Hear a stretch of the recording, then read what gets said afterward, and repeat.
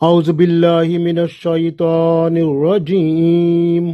بسم اللہ الرحمن الرحیم وآتوا اليتامى أموالهم ولا تتبدلوا الخبيث بالطيب ولا تأكلوا أموالهم إلى أموالكم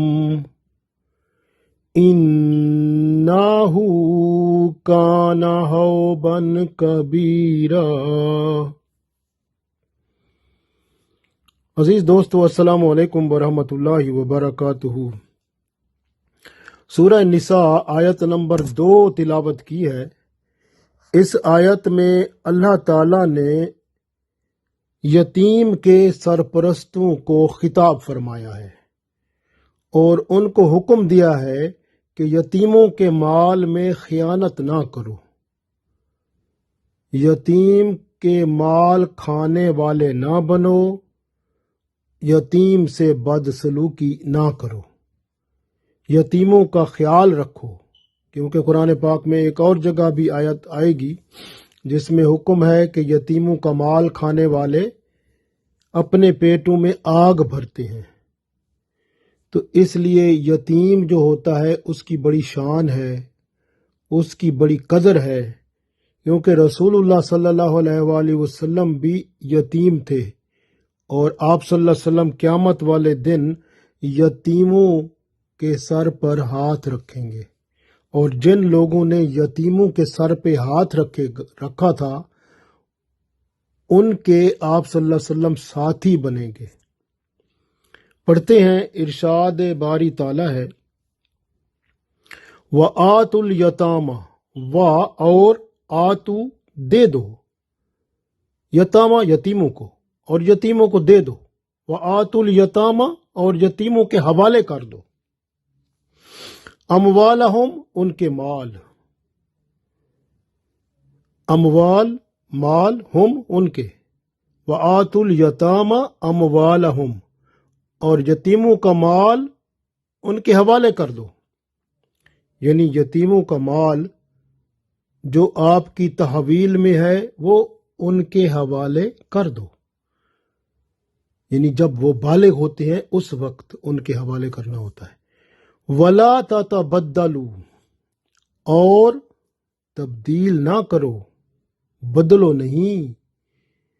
وَلَا تَتَبَدَّلُوا الْخَبِيثَ، خبیث کہتے ہیں برے مال کو، بالطیب، طیب مطلب پاک مال، یعنی پاک مال کے ساتھ برے مال کو نہ بدلو۔ یعنی جیسے ہوتا تھا نا یتیم کا مال، اگر ان کی مال میں بکری ہے موٹی تازی ہے تو یہ کیا کرتے تھے، کمزور سی بکری ادھر ڈال دی، وہ موٹی تازی نکال لی، بدل دیا، اس طرح اور بھی چیزیں بدل دیتے تھے وہ۔ تو یہ اللہ نے فرما دیا وَلَا تَتَبَدَّلُوا الْخَبِيثَ بِالطَّيِّبِ، اور یتیم کا جو مال ہے وہ پاک ہے، اس کو اپنے مال سے بدلو نہیں۔ آپ کا مال پھر اس میں جائے گا تو وہ پھر خبیث بن جائے گا، برا ہوگا، تو وہ اس کا مطلب ہے کہ آپ پھر اللہ کے ہاں اس کے قیامت کے دن جواب دہ بنیں گے۔ آگے فرمایا وَلَا تَأْكُلُوا، اور نہ کھاؤ، اموالہم، ان کے مال، اِلَىٰ اموالکم، اپنے مالوں میں ملا کر، اپنے مالوں میں ملا کر ان کے مال نہ کھاؤ۔ بہت سارے ایسے لوگ تھے نا جو ان کے مال یتیموں کے اپنے میں ملا لیے، اور پھر جو ہے نا وہ اپنی مرضی سے جتنا ملایا ان کا، تاکہ ان کا تو مفت کا مال ہے، اس طرح وہ جو ہے نا یتیموں کے مال کو جلدی ختم کر لینا، یا اس طرح اور بھی کئی طریقے تھے ان کے۔ تو اللہ نے فرما دیا کہ یتیموں کے مال کو اپنے مال کے ساتھ ملا کر نہ کھاؤ، انہو، بے شک یہ جو کام ہے، کانا، حوبن کبیرہ، حوبن کا مطلب ہے بہت بڑا گناہ، کبیرہ بہت بڑا، حوبن گناہ، یہ بہت بڑا گناہ ہے۔ ایک دو پھر پڑھتے ہیں، ارشاد باری تعالیٰ ہے وَآتُوا الْيَتَامَى أَمْوَالَهُمْ وَلَا تَتَبَدَّلُوا الْخَبِيثَ بِالطَّيِّبِ وَلَا تَأْكُلُوا أَمْوَالَهُمْ إِلَىٰ أَمْوَالِكُمْ إِنَّهُ كَانَ حُوبًا كَبِيرًا۔ اور یتیموں کا مال جو آپ کی تحویل میں ہے انہیں دے دو، ان کے حوالے کر دو، اور ان کے پاکیزہ مال کو اپنے ناقص مال کے ساتھ نہ بدلو، اور ان کے مال نہ کھاؤ اپنے مال کے ساتھ ملا کر، بے شک یہ بہت بڑا گناہ ہے۔ یتیموں کے حقوق اور ان کے مال کی حفاظت کا حکم دیا جا رہا ہے۔ انسانوں میں اس بچے کو یتیم کہا جاتا ہے جس کا باپ مر جاتا ہے، اور وہ اس وقت تک یتیم کہلاتا ہے جب تک بالغ نہیں ہو جاتا۔ جب بالغ ہو جاتا ہے تو پھر وہ یتیم نہیں کہلاتا۔ تو اسی طرح جو جانور کے بچے ہوتے ہیں نا، اس میں یتیم اس کو کہا جاتا ہے جس کی ماں مر گئی ہو۔ بالغ بچوں کو یتیم نہیں کہا جاتا۔ مشکات شریف میں حدیث ہے کہ بالغ ہونے کے بعد یتیم ہونا باقی نہیں رہتا، یعنی جب بچہ بالغ ہو جاتا ہے پھر وہ یتیم اس کی، کیونکہ اس کا سرپرستی تھی والد کی، اب وہ خود کمانے والا ہو جائے گا تو پھر وہ ختم ہو جائے گا۔ اس لیے یتیم جو ہوتا ہے اس کا ولی وارث ہوتا ہے۔ بعض اوقات یہ ولی وارث باپ مرنے سے پہلے خود ہی کسی کو مقرر کر جاتا ہے۔ اگر اسلامی حکومت ہوتی ہے تو پھر وہ ولی وارث مقرر کرتی ہے کہ یتیم کا ولی وارث یہ ہوگا، یا اسلامی حکومت میں یتیم کے لیے اسپیشل کوئی خاص جگہیں بھی ہوتی ہیں، لیکن آج کل اسلامی حکومت کہاں ہے۔ تو اس وجہ سے یتیم جو ہوتا ہے اب گھر میں ہوتا ہے، اب گھر کے افراد کا جو بڑا ہوتا ہے وہ اس کا سرپرست ہوتا ہے، اب وہ اس کا ولی ہوتا ہے۔ اب اس کی ذمہ داری ہے کہ وہ یتیم کا خرچ اپنے، اگر وہ اس قابل ہے، اپنے پاس بہت مال ہے اس میں سے کرے، نہیں تو یتیم کا جو مال ہے اس میں سے اس کا خرچ پورا کرتا رہے، اور بالغ ہونے پر جو اس کا مال باقی ہے وہ سارا اس کو واپس کر دے، کیونکہ بچہ جو ہوتا ہے نا سمجھ ہوتا ہے، اس لیے وہ کیا پتہ مال کو ضائع کر دے، اس لیے اس کا انتظار کیا جاتا ہے کہ جب وہ بالغ ہوگا، اس قابل ہوگا کہ وہ نفع نقصان کو سمجھ سکے، برے بھلے کی تمیز کر پائے، تو اس وقت اس کا مال اس کے حوالے کیا جاتا ہے۔ تو ولی کی یہ ذمہ داری ہوتی ہے کہ وہ ہر طرح سے یتیم کے مال کو ضائع ہونے سے بچائے، خود بھی ضائع نہ کرے، یتیموں کے بالغ ہونے تک ان کے مال کی مکمل حفاظت کرے، اور بالغ ہونے پر جب سمجھ بوجھ کی بلوغت دیکھے تو پھر ان کو ان کا مال حوالے کر دے۔ اس طرح سے کچھ لوگ یہ بھی کرتے تھے کہ اچھی چیزیں یتیم کے مال سے نکال لیتے تھے اور ہلکی چیزیں وہ اس میں ڈال دیتے تھے، یعنی قیمتی چیزیں نکال لیتے تھے اور جو ناکارہ ہوتی تھیں وہ ادھر ڈال دیتے تھے۔ اس طرح سے جو ہے نا وہ یتیم کو دھوکہ دیتے تھے۔ تو اس لیے اللہ نے فرمایا وَلَا تَتَبَدَّلُوا الْخَبِيثَ بِالطَّيِّبِ، یعنی ایسا نہ کرو کہ اپنے مال، جس طرح میں نے بتایا کہ بکری ہے، اگر یتیم کے مال میں بکریاں ہیں تو وہ موٹی بکری جو تر و تازہ جو اچھی وہ ہوتی ہے، بہت یعنی موٹی تازی اور صحت مند، اس بکری کو نکال لیں گے نا تو اس کی جگہ کمزور بکری بیچ میں ڈال دیں گے، تو یہ بدل عدل کر دیں گے۔ تو یہ اللہ نے فرمایا یہ حرام ہے، اور ایسا نہ کرو، ولا تتبدلوا، ایسے نہ بدلو۔ تو اس طرح سے، اور یہ بعض اوقات لوگ ایسے بھی کرتے ہیں کہ وہ یتیم کا مال ہوتا ہے نا اپنے مال میں ملا کر، تو وہ جو ہے نا وہ کھانا پینا سب کھاتے رہتے ہیں، وہ یتیم کا مال بیچ میں زیادہ ملا لیتے ہیں، تو اس طرح اس بیچارے کا مال پہلے ہی ختم ہو جاتا ہے۔ جب وہ جوان ہوتا ہے اس کو کہتے ہیں تیرے پاس تو ہے نہیں کچھ، تیرا تو مال ختم ہو گیا ہے۔ اس طرح نہیں ہوتا، بلکہ یتیم کے مال کا خیال رکھو۔ اگر اللہ نے آپ کو دیا ہے تو آپ یتیم کی مدد کرتے رہو، اس کا مال اپنے پاس حفاظت سے رکھو، اور پھر جب بڑا ہوتا ہے تو پھر اس کو حوالے کر دو۔ اس طرح ہے اللہ تعالیٰ نے، دیکھیں کتنا خوبصورت حساب بتایا ہے۔ اور اگر فرض کریں کہ جو سرپرست ہے اس کے پاس مال نہیں ہے، وہ اپنے کھانے کا بھی نہیں ہے، تو پھر اس کا حق بنتا ہے کہ یتیم کا مال اگر ہے تو اس سے قرض لے لے، وہ قرض رکھے، اور جب اس کے پاس پیسے آ جائیں گے تو پھر وہ قرض واپس ادھر وہ رکھے، یعنی یتیم کے مال میں وہ جو اٹھایا تھا قرض بطور، وہ واپس رکھے، تاکہ یتیم جب بالغ ہو تو پھر اس کو وہ واپس کر دے۔ تو اس لیے یتیم کے مال کا خیال رکھنا بہت ضروری ہے۔ دیکھیں آپ کہ جنگ بدر ہوئی تھی، جنگ احد ہوئی تھی، مسلمان شہید ہوئے تو ان کے بچے یتیم ہو گئے تھے۔ تو اس طرح سے جو ہے وہ بہت زیادہ یعنی ضرورت پیش آئی کہ یتیموں کا خاص خیال رکھا جائے۔ تو اللہ تعالیٰ یتیموں کا خود خیال رکھنے والا ہے۔ اس لیے دیکھیں سرپرست کو خود ہی اللہ تعالیٰ تعلیم دے رہا ہے کہ بھئی آپ یتیموں کے مال کا خیال رکھنا ہے، اس کے مال کو ادلی بدلی نہیں کرنا، اور اس کے مال کی حفاظت کرنی ہے، بلکہ بہت اچھی حفاظت کرنی ہے۔ تو بعض تو لوگ ہوتے ہیں کہ ان کے مال اپنے بزنس میں لگاتے ہیں، اور ان کا بزنس بڑھتا ہے تو وہ جب یتیم جوان ہوتا ہے، وہ بالغ ہوتا ہے، تو وہ تو دیکھتا ہے اتنا میرا ہو گیا، تو تھوڑا سا اس کا مال تھا، لیکن جو سرپرست تھا اس نے اس کو اپنے بزنس میں لگایا اور اس کا نفع بنایا، اور اللہ تعالیٰ نے بہت کچھ نفع کر دیا، تو وہ جناب وہ سارا کچھ اس کو دے دیتا ہے اپنا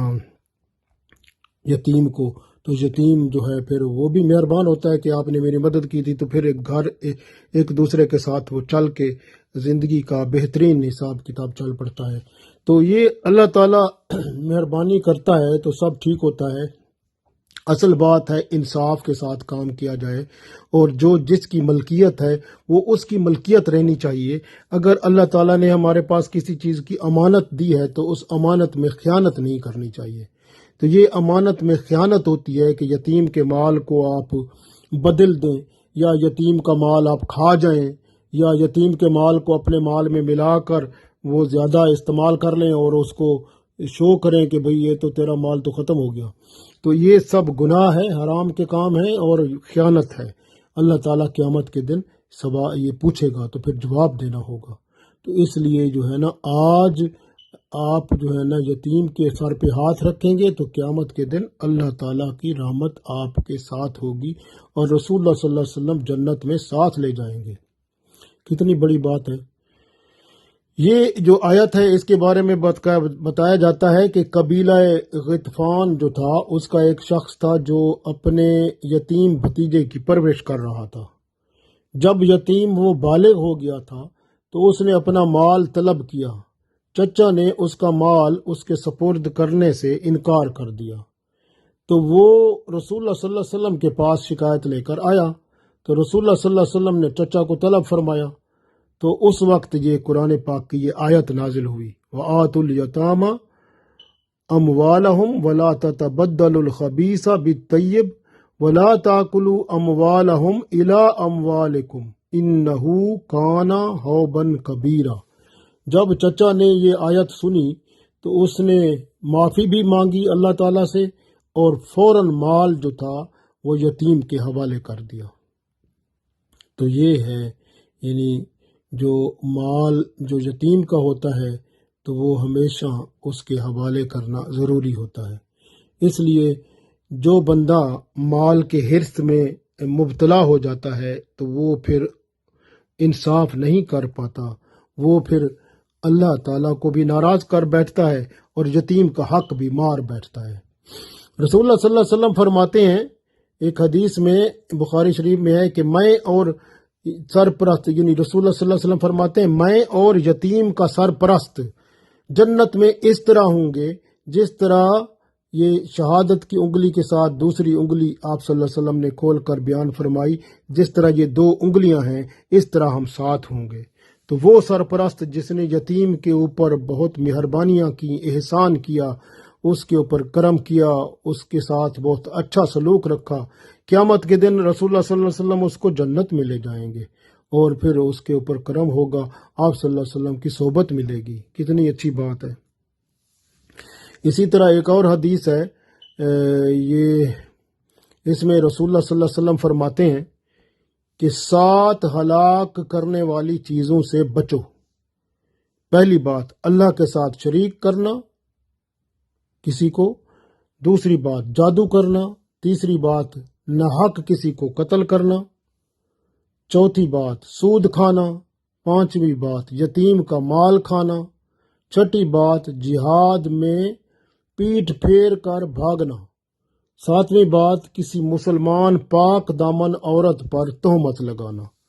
تو ان 7 چیزوں سے بچ جاؤ، ورنہ